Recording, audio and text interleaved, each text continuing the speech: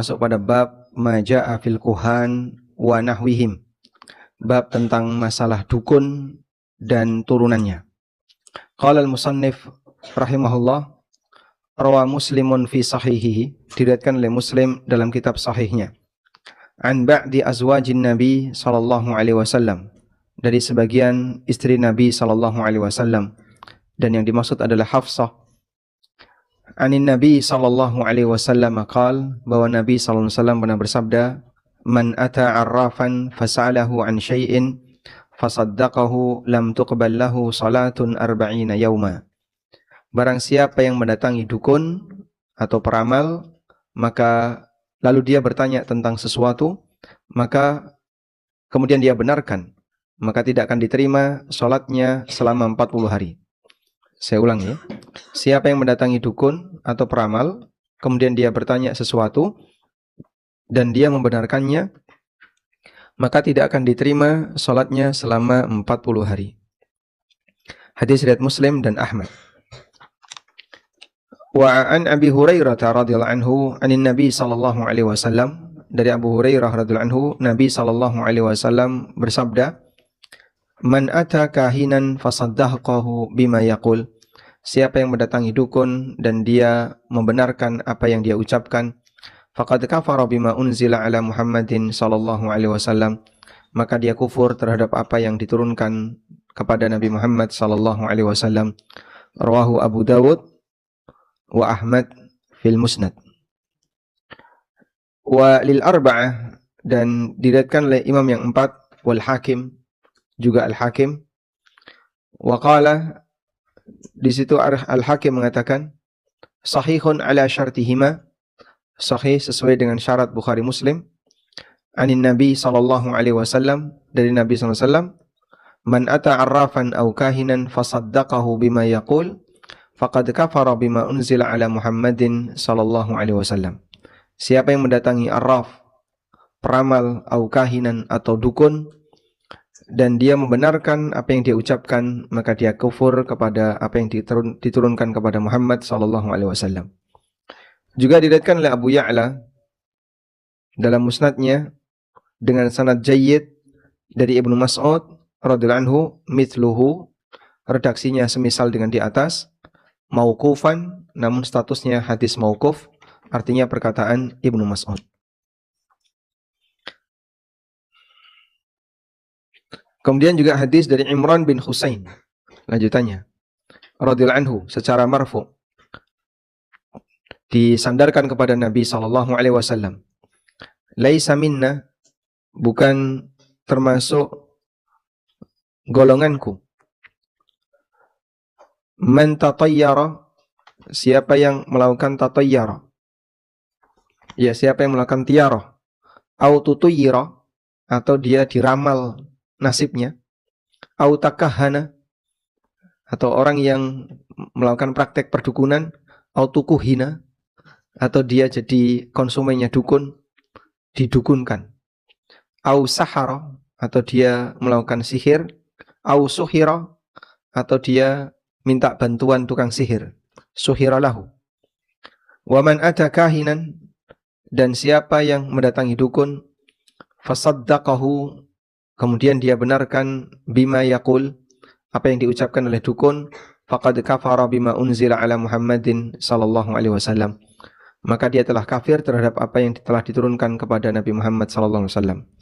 Diriwayatkan oleh Al-Bazzar dengan sanad jayyid dan At-Tabrani dengan sanad hasan dari hadis Ibnu Abbas duna qawlihi, namun tidak ada kalimat wa man ata sampai akhir dari hadis. Qala Al-Baghawi, kata Al-Baghawi, al-arrafu alladhi yadda'i ma'rifatal umuri bimuqaddimatin. Al-arraf adalah orang yang mengklaim bisa mengetahui beberapa hal, bimuqaddimatin, dengan sarana tertentu atau tata cara tertentu, yastadillu biha 'alal masruq, yang digunakan untuk indikasi bisa melihat al-masruq, barang yang dicuri, wa makanid dhallah, atau tempat barang hilang, wa nahwi dzalik, atau semacamnya, wa qila huwal kahin, dan ada yang mengatakan itu adalah al-kahin. Sedangkan al-kahin adalah alladzi yukhbiru 'anil mughayyabat fil mustaqbal. Orang yang mengklaim dan dia menyampaikan berita-berita gaib di masa depan. Wa qila alladzi yukhbiru 'amma fid dhamir. Dan ada yang mengatakan yang namanya kahin adalah orang yang memberitakan amma fid dhamir, apa yang ada dalam hati. Ad-dhamir lawan dari zahir. Isim dhamir lawannya isim zahir. Yang tidak nampak itu namanya ad-dhamir.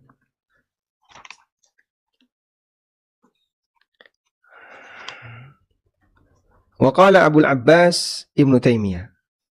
Syekhul Islam Abul Abbas Ibnu Taimiyah mengatakan, al-arraf ismun lil kahin wal munajjim wal rammal wa nahwihim mimman yatakallamu fi ma'rifatil umuri bihadhihi turuq. Bahwasanya al-arraf adalah nama yang digunakan untuk menyebut kahin, dukun atau munajjim, tukang ramal pakai bintang, tukang ramal pakai sio dan turunannya. Ar-rammal juga sama, tukang ramal. Wa nahwihim atau semacamnya yang dia bicara beberapa hal tentang masalah hal yang gaib bihadhi turuk dengan aneka cara yang mereka miliki. Baik. Kemudian satu lagi waqala Ibnu Abbas pernah mengatakan fi qaumin, tentang orang yang yaktubun, menulis abajadun hawazun hatoya, lanjutannya apa itu? Itu ada urutannya ya. Abajadun ABCD. Jadi urutan huruf hijaiyah, tapi tidak seperti kita alif ba ta sa jim. Dia abajadun hawazun. Ya. Wayanduruna fin nujum, kemudian dia menggunakan teori ilmu nujum. Kata Ibnu Abbas, ma'ara man fa'ala dzalika lahu indallahi min khalaq. Menurutku, orang yang melakukan tindakan semacam ini, maka dia nanti tidak punya jatah di sisi Allah. Tidak punya jatah di sisi Allah alias kafir. Karena sebutan ma lahum fil akhirati min khalaq, dia tidak punya jatah di akhirat, itu artinya orang yang keluar dari Islam. Baik. Jadi kalau kita lihat di sini dalil-dalil yang dibawakan oleh Syekh Muhammad bin Sulaiman At-Tamimi, beliau di bagian awal menyebutkan tentang hukum orang yang mendatangi dukun, lalu bertanya kepada dukun dan membenarkannya. Kemudian selanjutnya beliau menjelaskan tentang definisi dukun itu sendiri. Baik. Selanjutnya, apa bedanya perdukunan dengan sihir? Kita sudah bahas sihir, berikutnya kita membahas perdukunan. Apa bedanya perdukunan dengan sihir?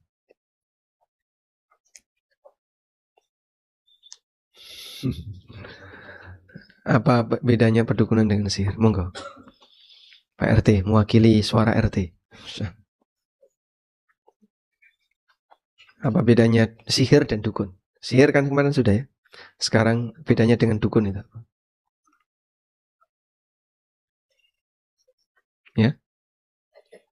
Kalau sihir itu yang lahu ta'thir, yang memberi pengaruh. Memberi pengaruh maksudnya Pak, bikin orang benci, bikin orang cinta, memindahkan barang, menghilangkan barang ya.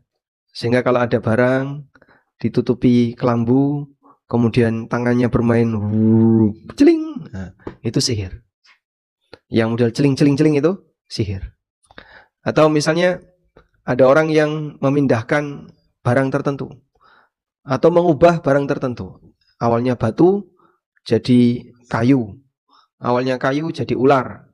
Itu sihir. Sehingga sihir itu sifatnya terkait dengan zat tertentu. Ada zat tertentu atau ada pengaruh tertentu. Nah, dan itu bukan dukun ya. Nah, sedangkan dukun itu yang ngaku hal yang gaib tadi. Baik berkaitan dengan barang hilang, berkaitan dengan nasib orang, berkaitan dengan kejadian masa depan dan seterusnya. Ada orang yang meramal bahwa Pulau Jawa akan terbelah menjadi dua di tengah. Nah, belahnya itu pas di Jogja. Nah, maka nanti ada Jogja Timur dan Jogja Barat. Ada juga yang bilang Sumatera juga akan seperti itu, akan terbelah. Sehingga jadi Sumatera bagian utara dan Sumatera bagian selatan. Dan seterusnya. Aneka ramalan-ramalan seperti ini. Seperti ramalan Joyoboyo. Jogoboyo, Joyoboyo. Joyoboyo, Jogoboyo. Joyoboyo. Ini dukun. Yang seperti ini apa? Perdukunan. Kalau sihir, orang yang awalnya biasa saja, tiba-tiba sakit, tiba-tiba kerasukan, tiba-tiba bingung, itu sihir. Kalau dukun, dia menebak-nebak hal yang gaib. Jadi perdukunan itu berkaitan dengan pelanggaran terkait apa? Firman Allah Ta'ala, "Qul la ya'lamu man fis samawati wal ardil ghaiba illallah." Katakanlah tidak ada satupun makhluk di langit dan di bumi yang tahu hal yang gaib kecuali Allah. Baik. Selanjutnya kita akan baca kembali ke hadis yang pertama yang dibawakan oleh penulis tadi. Hadis riwayat Muslim dalam sahihnya dari sebagian istri Nabi SAW, yaitu Hafsah, bahwa Rasulullah SAW pernah mengatakan, "Man ata arrafan," barang siapa yang mendatangi arraf. Dukun bisa disebut arraf, bisa disebut kahin, bisa disebut munajjim, bisa disebut rammal. Semua istilah itu sama. Maka mau disebut peramal, mau disebut tukang tenung, kalau tukang tenung itu sihir ya. Mau disebut paranormal, mau disebut orang pintar, orang tidak pintar, semuanya sama, dukun. Al-kuhan jamak dari kata kahin, yaitu orang yang memberitakan hal-hal gaib di masa depan, i'timadan 'alal isti'anati bisyayatin. Karena dia minta bantuan kepada setan. Munasabatul babi li kitabit tauhid, keterkaitan bab ini dengan kitabut tauhid.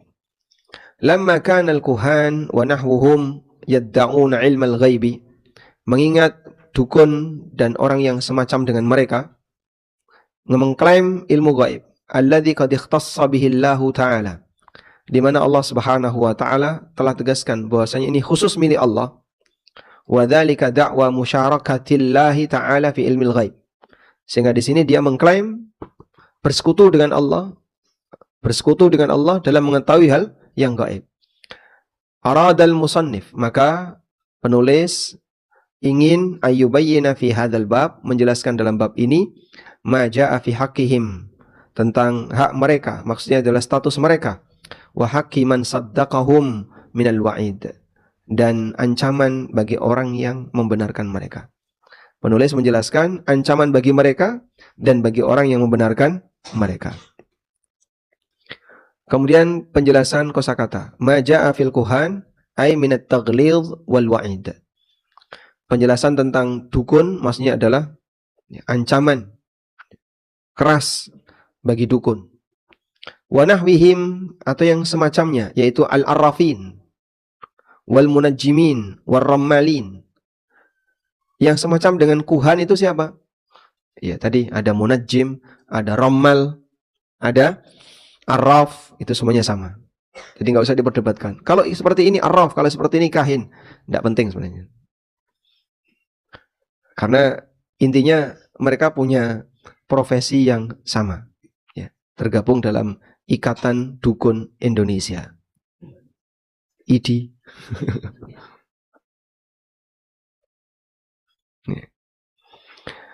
Selanjutnya, an ba'di azwadin Nabi sallallahu alaihi wasallam, dari sebagian istri Nabi sallallahu alaihi wasallam, dan yang dimaksud adalah Hafsah. Lam tuqbal lahu salatun, maka tidak diterima salatnya, ay la thawaba lahu fiha, maksudnya adalah tidak ada nilai pahalanya, walaupun kewajibannya tidak gugur, sehingga yang bersangkutan tetap harus melakukannya. Baik, sekarang kita baca al-ma'na al-ijmali lil hadis. Tafadhali. Bismillah wassalatu wassalamu ala Rasulillah. Qala al-muallifu hafizahullahu ta'ala, al-ma'na al-ijmali lil hadis yubayyinu sallallahu alaihi wasallam al-wa'id al-mutarattiba ala adh-dhahabi ila al-kuhani wa nahwihim li su'alihim 'anil mughayyabat allati la ya'lamuha illa Allah, anna jazaa'a man fa'ala dhalik hirmanuhu min sawabi salatihi limuddati 40 yawman لتلبسه بالمعصية وفي هذا وعيد شديد ونهي أكيد عن هذا الفعل مما يدل على أنه من أعظم المحرمات وإذا كان هذا جزاء من أتى الكاهن فكيف بجزاء الكاهن نفسه نعوذ بالله من ذلك ونسأله العافية مناسبة الحديث للباب أن فيه النهي عن إتيان الكهان ونحوهم وعن تصديقهم لمنافاته للتوحيد ما يستفاد من الحديث الأول المنع من الذهاب إلى الكهان وسؤالهم عن المغيبات وتصديقهم في ذلك وأنه كفر الثاني تحريم الكهانة وأنها من أكبر الكبائر فائدة من ذهب إلى الكهان ولم يصدقهم لم تقبل له صلاة 40 يوما كما جاء في ذلك الحديث الآخر وأما من صدقهم فقد كفر بما أنزل على محمد صلى الله عليه وسلم. Baik, penjelasan global untuk hadis. Rasulullah Sallallahu Alaihi Wasallam menjelaskan ancaman yang muncul, yang timbul disebabkan karena orang berangkat menuju dukun, pergi ke dukun atau semacamnya untuk bertanya kepada mereka anil mughayyabat, tentang hal-hal gaib yang tidak diketahui kecuali oleh Allah. Dan balasan bagi orang yang melakukan hal ini adalah dia diharamkan untuk mendapatkan pahala salat selama rentang 40 hari. Litalabbusihi bil ma'siyah, karena dia melakukan tindakan maksiat. Wa fi hadza wa'idun syadid, dan di sini terdapat ancaman keras dan larangan yang kuat untuk melakukan praktek semacam ini.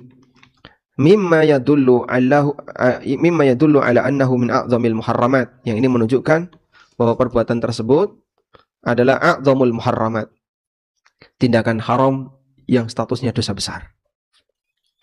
Dan hilangnya amal itu salah satu indikator perbuatan kekufuran.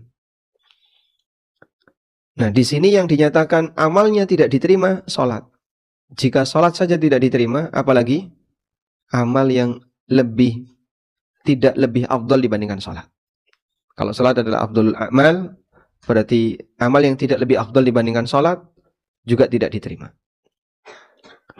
Wa in kana hadza jazaa'u man atal kahina, wa idza kana hadza jazaa'u man atal kahin, jika ini merupakan balasan bagi orang yang mendatangi dukun, fa kaifa bi jazaa'il kahin nafsihi, lalu bagaimana dengan balasan untuk dukunnya sendiri?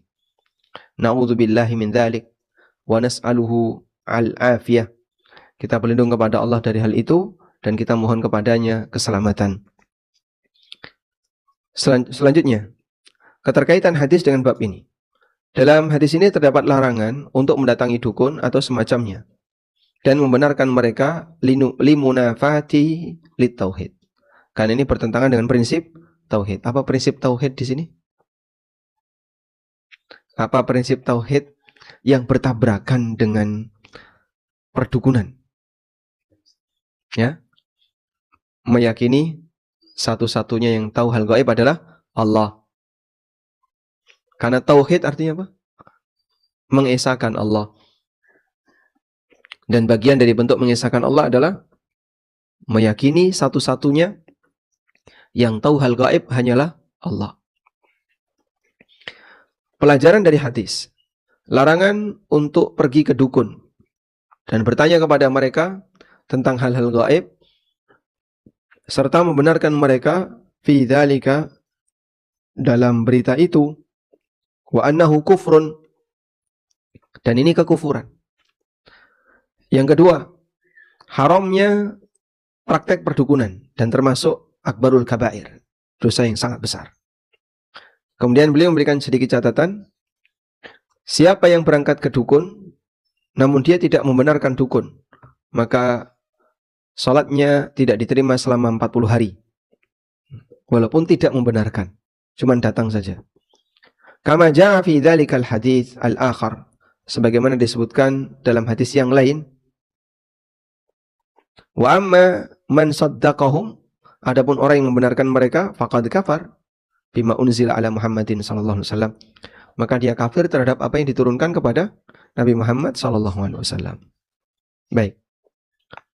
Selanjutnya, hadis dari Abu Hurairah radhiyallahu anhu, Nabi SAW bersabda, siapa yang mendatangi dukun, man ata kahinan fasaddaqahu, siapa yang mendatangi dukun dan dia membenarkannya, bima yaqul, terhadap apa yang diucapkan oleh si dukun, faqad kafara bima unzila ala Muhammadin sallallahu alaihi wasallam, maka dia kufur terhadap apa yang diturunkan kepada Nabi Muhammad sallallahu alaihi wasallam. Hadis riwayat Abu Dawud. Coba kita lihat di bawah.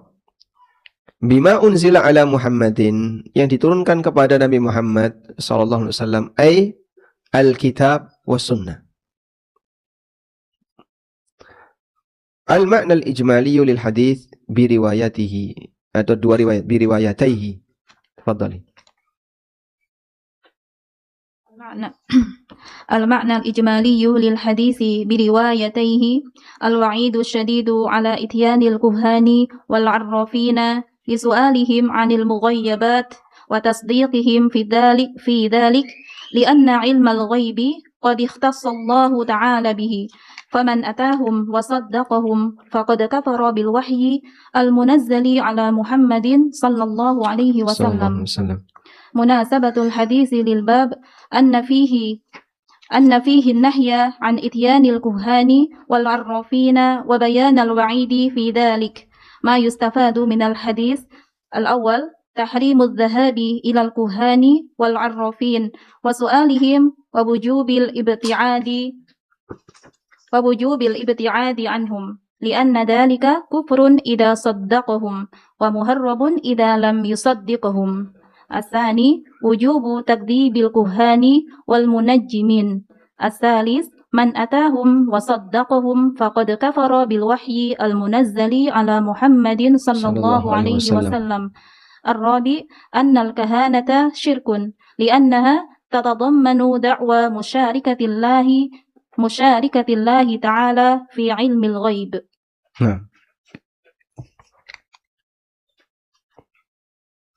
Penjelasan global dari dua hadis di atas, yaitu hadis Abu Hurairah, terus hadis bawahnya itu hadis riwayat Al-Hakim yang dinyatakan sahih sesuai dengan syarat Bukhari Muslim.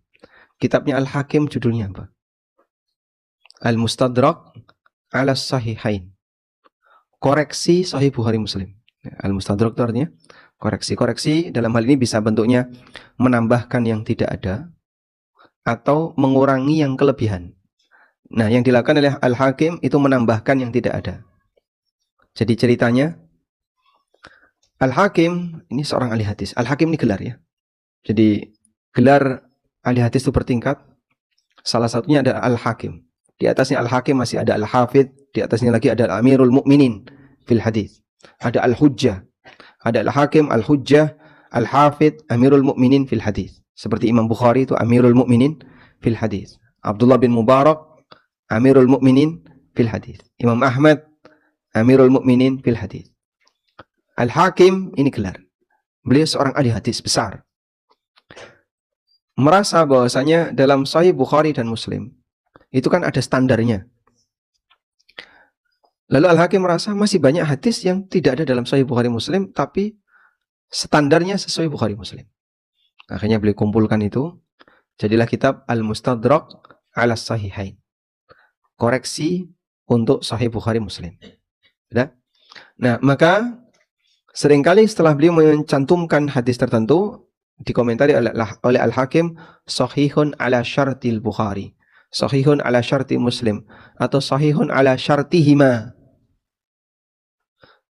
Sahih sesuai standar Bukhari, Sahih sesuai standar Muslim, atau Sahih sesuai standar Bukhari dan Muslim. Cuman ternyata penilaian Al-Hakim ini masih menuai banyak kritikan.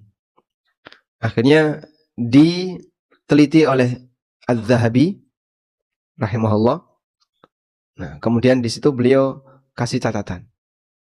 Makanya seringkali ada kalimat wa qala al-Hakim sahihun ala syartihi, ala syartil Bukhari atau syarti Muslim. Wa wafaqahu Az-Zahabi, dan disetujui oleh Az-Zahabi. Nah, jadi double takhrij. Hakim mentakhrij, Az-Zahabi ikut mentakhrij. Dan kadang Adz-Dzahabi juga nggak ngasih komentar. Kadang didhaifkan oleh Adz-Dzahabi. Selanjutnya, penjelasan global dari 2 hadis di atas. Terdapat ancaman keras bagi orang yang mendatangi dukun atau al-arraf untuk bertanya kepada mereka anil mughayyabat, tentang hal-hal gaib, dan membenarkan mereka fi dzalika, dalam hal itu. Lianna ilmal ghaibi, karena yang namanya ilmu ghaib, qad ikhtassallahu ta'ala bihi, hanya milik Allah semata. Maka siapa yang mendatangi mereka dan membenarkan mereka, berarti dia telah kufur dengan wahyu yang diturunkan kepada Nabi Muhammad sallallahu alaihi wasallam. Munasabatul hadits lil bab, keterkaitan hadis dengan bab ini. Anna fihi nahya, di sana ada larangan untuk mendatangi dukun atau arraf, wa bayanal wa'idi fi dzalika, dan penjelasan ancaman dalam masalah ini.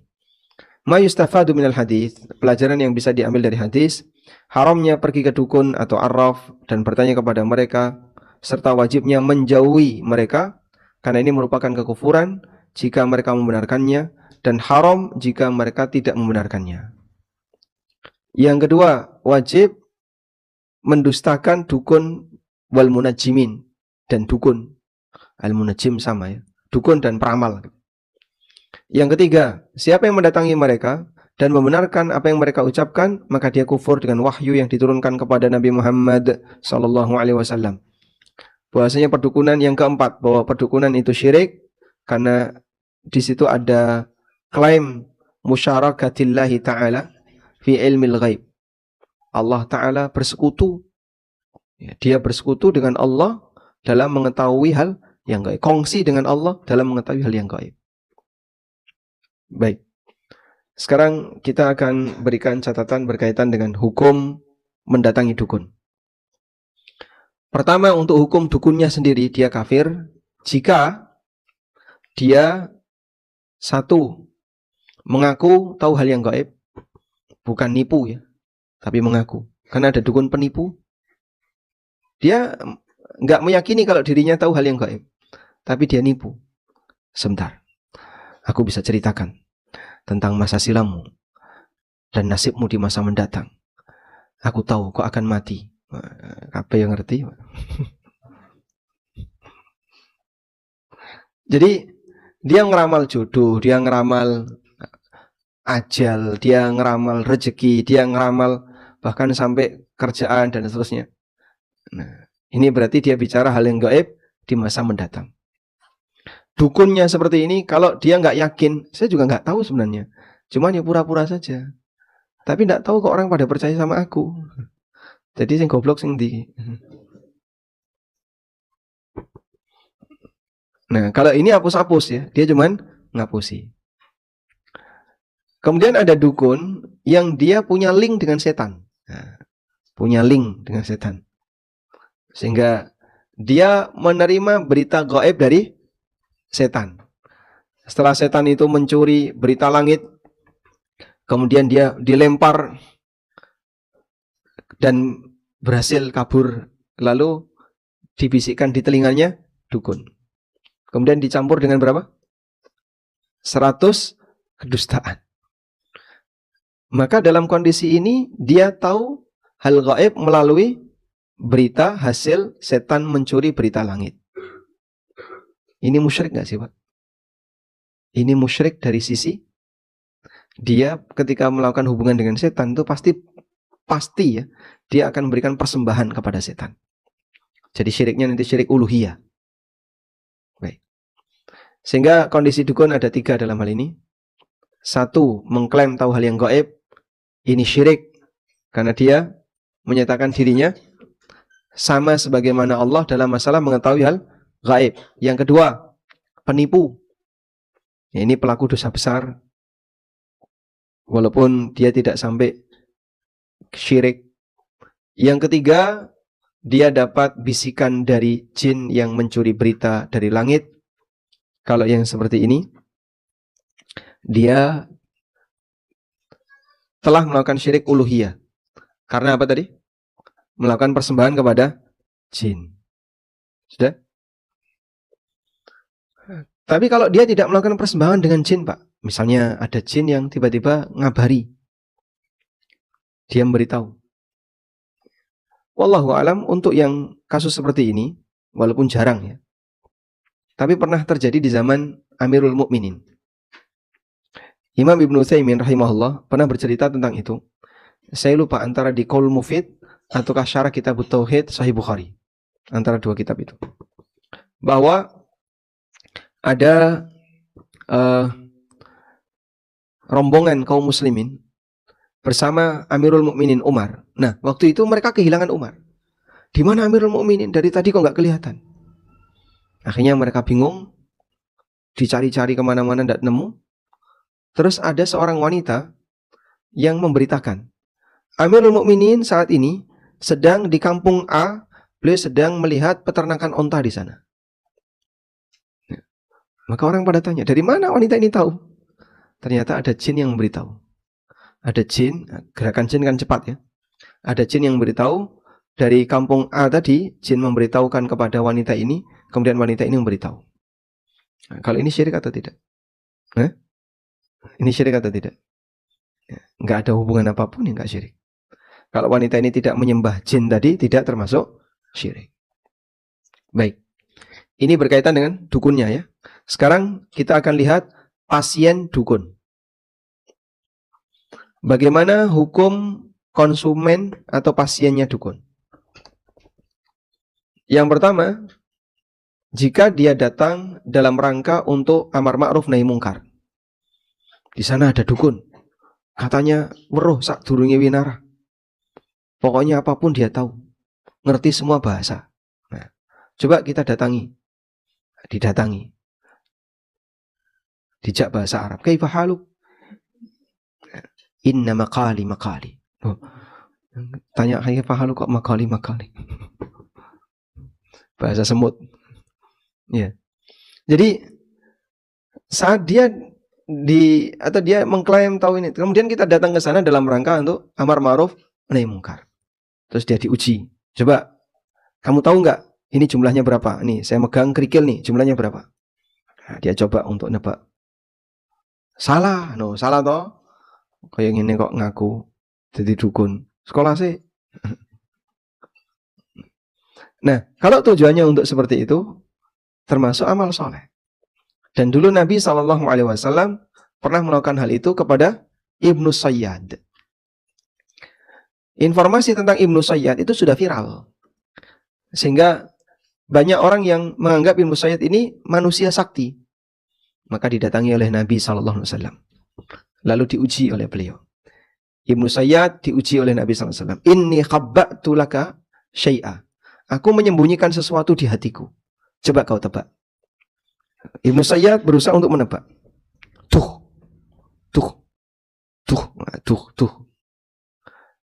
Lalu Rasulullah SAW mengatakan, Ikhsa' fa innaka lan ta'dua qadrak. Menyingkir, wahai orang hina, kau tidak akan mampu untuk melakukan sesuatu melebihi dari kemampuanmu. Kau tidak akan bisa melebihi dari kemampuanmu. Namanya manusia tidak akan mampu untuk melakukan lebih dari kemampuannya. Tapi Ibnu Sayyad ini sudah mendekati. Yang disimpan oleh Nabi SAW itu dukhan. Kata yang disimpan dalam hati Nabi SAW, beliau menyimpan kata apa? Dukhan. Ibnu Sayyad sudah bisa menebak sampai tuh. Kurang khon. Salah itu. Baik. Sehingga kalau datang dalam rangka amar ma'ruf nahi mungkar, hukumnya apa? Hukumnya dianjurkan. Ya, misalnya kalau ada dukun di sekitar Wirokerten atau di sekitar Pleret, kecamatan Pleret, maka coba diuji orang ini untuk dipermalukan. Yang kedua, mendatangi dukun dalam rangka penasaran, terus ingin tahu. Nah, nanti ya nggak ada keinginan untuk percaya, cuman ingin tahu saja. Sehingga nonton ada orang diramal, nonton ini. Nah, seperti ini hukumnya terlarang, haram. Namun apakah sampai mengancam keabsahan sholat? Wallahu a'lam. Keterangan sebagian ulama yang saya dapatkan tidak sampai pada tingkatan itu. Dan ini berkaitan dengan, atau dalilnya adalah ada seorang sahabat yang mengatakan, ya Rasulullah, di tempat kami ada banyak dukun dan kami suka mendatanginya. Lalu Nabi SAW mengatakan, fala ta'tihi. Kalau begitu janganlah kalian mendatanginya. Jadi cuma begitu saja hadisnya. Beliau tidak minta mereka bayar kafarah atau ngulang syahadat dan seterusnya. Yang ketiga, mendatangi dukun untuk sebatas bertanya, walaupun tidak dalam rangka meyakini. Dia ingin bertanya saja. Yang seperti ini dihukum oleh Nabi Sallallahu Alaihi Wasallam berupa salatnya tidak diterima selama 40 hari. Yang keempat, mendatangi dukun dalam rangka bertanya dan membenarkan jawaban dukun. Seperti inilah yang disebut oleh Nabi Sallallahu Alaihi Wasallam, faqad kafara bima unzila ala Muhammadin Sallallahu Alaihi Wasallam. Berarti dia telah kafir dengan wahyu yang diturunkan kepada Nabi Muhammad Sallallahu Alaihi Wasallam. Kurang lebih 4 ini berkaitan dengan hukum mendatangi dukun. Apa hukumnya mendatangi dukun pas Lebaran Idul Fitri? Itu nggak masuk di sini ya. Itu mendatangi tetangga, tapi profesinya dukun. Wallahu alam. Baik, mungkin itu dulu yang bisa kita bahas. Semoga bermanfaat. Wassallallahu ala nabiyyina Muhammadin wa ala alihi wa sahbihi wasallam.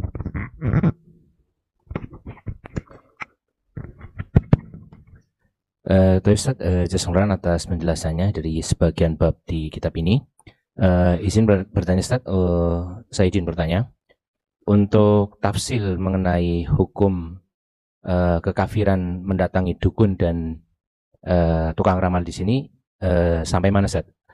Yang sampai kepada kufuran akbar dan hanya sekedar kufur asghar Ustaz. Mohon penjelasan Ustaz. Barakallahu fikum.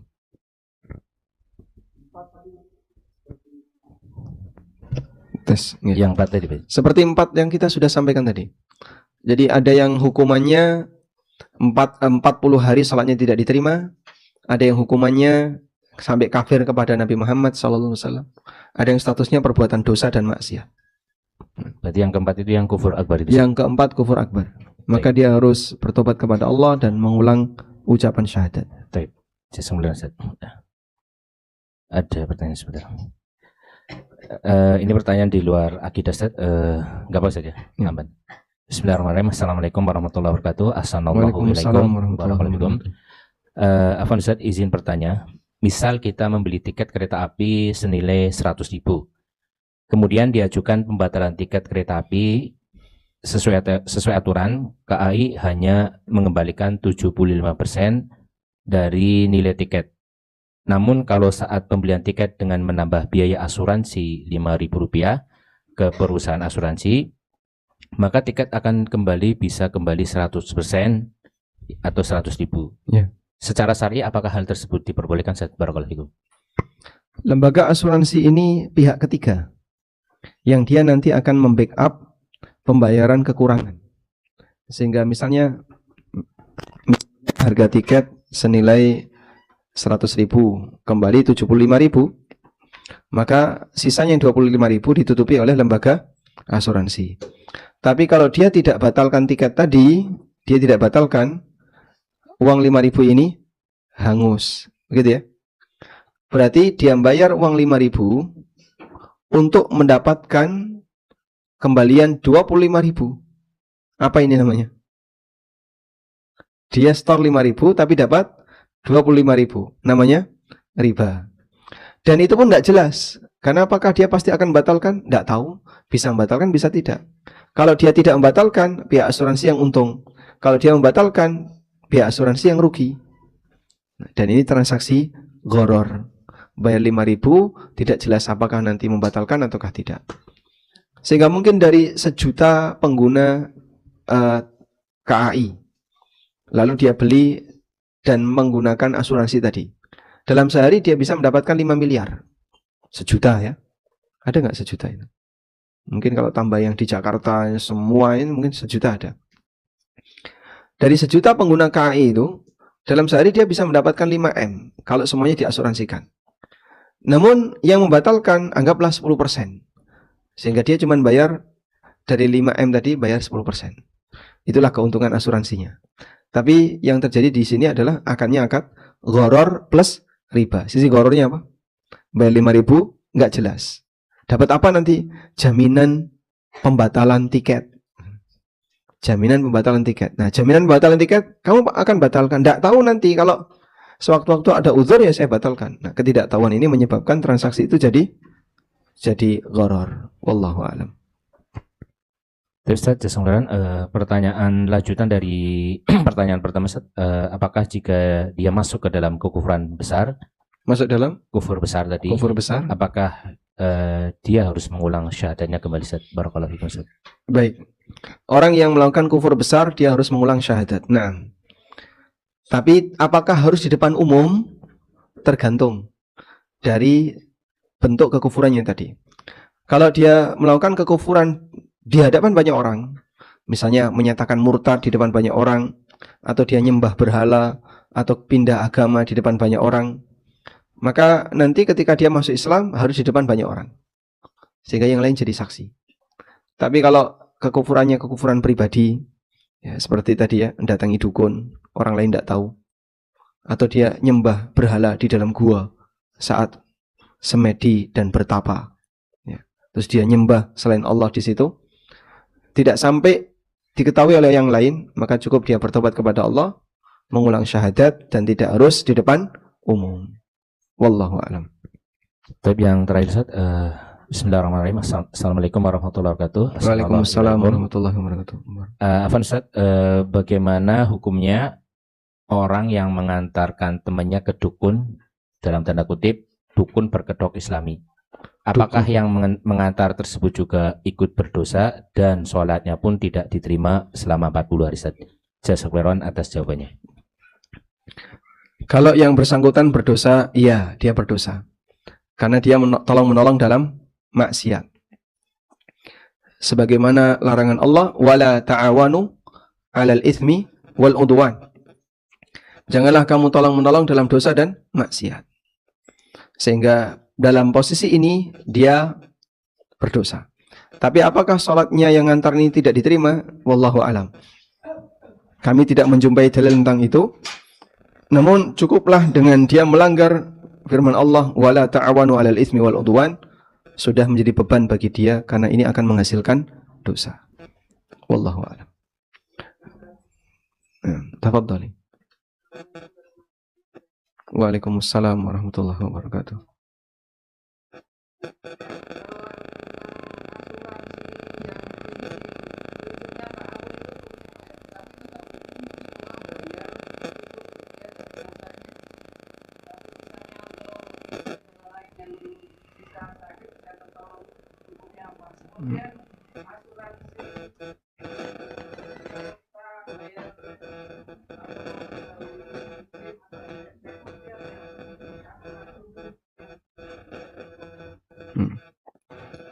Saya bacakan dulu ini ya, hadis untuk menjawab tadi. Anda bertanya tentang apa hukumnya asuransi ta'awun. Semua disuruh bayar, kemudian nanti dipakai untuk santunan orang yang membutuhkan. Atau asuransi yang diterapkan oleh pemerintah, perpanjangan STNK, nanti dia bayar jasara harja. Apakah asuransi seperti ini boleh? Saya bacakan dulu hadis berikut ini. Hadis riwayat Bukhari Muslim.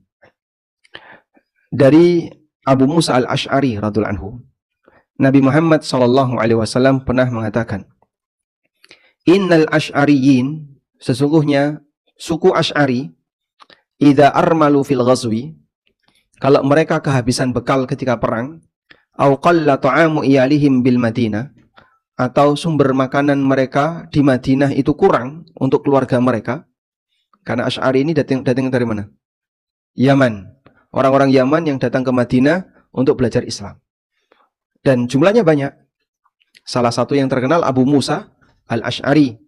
Siapa nama aslinya? Abdullah bin Qais.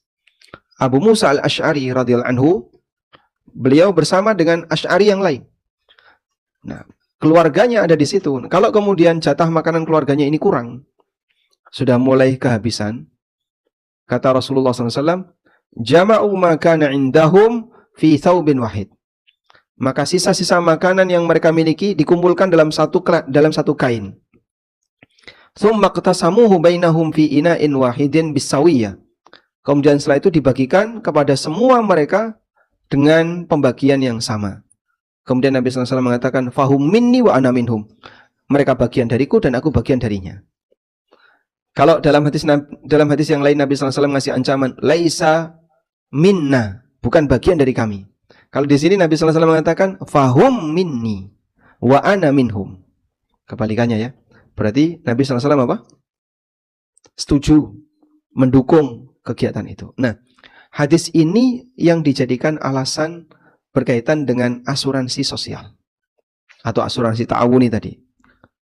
Modelnya gimana sih Pak? Kok itu disebut sebagai asuransi ta'awuni? Ceritanya begini. Ketika orang-orang Asy'ari tadi kekurangan makanan, terus mereka mengumpulkan sisa-sisa makanan yang mereka miliki, berarti iurannya sama atau tidak? Beda. Sehingga ada yang masih punya banyak, ada yang tinggal punya sedikit, ada yang cuma punya sedikit sekali, dan seterusnya. Beda-beda iuran. Sudah? Setelah itu dikumpulin, dicacah-cacah, diremuk rotinya. Setelah remuk jadi kecil-kecil, dibagikan secara merata. Sehingga dalam kondisi ini ada yang nyumbang banyak dapat sedikit, ada yang nyumbang sedikit dapat banyak. Tapi ini disetujui oleh Nabi SAW. Nah, analogi dengan ini adalah kasus asuransi yang sifatnya ta'awuni. Asuransi ta'awuni itu tujuannya murni untuk sosial, tidak ada embel-embel komersil, tidak ada keinginan untuk mengambil untung. Misalnya satu RT berapa kakak? 70. Kita buat kesepakatan, gini saja ya. Per kakak per bulan nyumbang 20.000. Untuk apa Pak? Santunan kematian. Semuanya nyumbangnya sama, tapi yang dapat ada yang dapat, ada yang tidak. Tidak semuanya dapat. Ini seperti tadi, Asy'ari tadi. Asy'ariyun nyumbangnya beda-beda, tapi dapatnya sama. Kalau ini nyumbangnya sama, dapatnya beda, sejenis. Sama-sama ada ketidaksamaan apa yang diberikan dan apa yang diterima. Paham insyaallah? Baik. Dari sinilah kemudian asuransi ta'awuni itu dibangun. Sehingga hasil uang 20.000 tadi dari 70 kakak setiap bulan dikumpulin. Berarti dapat berapa itu? 1,5 juta ya. Misalnya 20.000. 1,5 juta per bulan dikumpulin terus. Nanti kalau ada yang meninggal dikasih santunan senilai misalnya 5 juta per kakak. Kalau nggak meninggal Pak, ya nggak dapat. Kalau nggak mati-mati, nggak ada ya pasti mati. Ya. Berarti yang jumlah anggota keluarganya banyak, badi loh Pak. Nek sering mati. Nah, pertanyaannya, ada nggak misalnya salah satu anggota RT, warga di RT itu, Pak, saya nyumbang 20.000 ya. Semoga bulan depan aku yang dapat. Sing didatarke sing pundi. Nah, di posisi ini orang tidak akan melakukan itu, tapi dia nyumbang 20.000 tujuannya apa? Ya ini untuk dana sosial, kalaupun ada saudara kami yang membutuhkan silahkan dikasihkan. Inilah prinsip asuransi ta'awuni.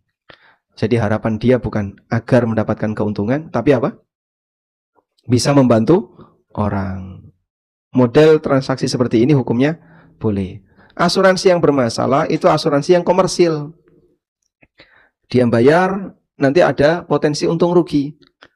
Kalau dia rugi, hilang uang sekian. Kalau dia untung, dapat uang sekian. Dan itu dibisniskan. Dan hampir semua asuransi yang ditangani perusahaan pasti asuransi goror, bukan asuransi yang syariah. Sementara untuk kegiatan asuransi sosial, orang itu tidak mikir untung rugi. Seperti orang sedekah. Kamu rugi ya, duitmu keluar 100.000. Apa ada orang sedekah rugi? Sedekah itu rugi nggak? Hah? Orang sedekah itu rugi nggak? Wah, tadi saya masuk masjid rugi 5.000 saya.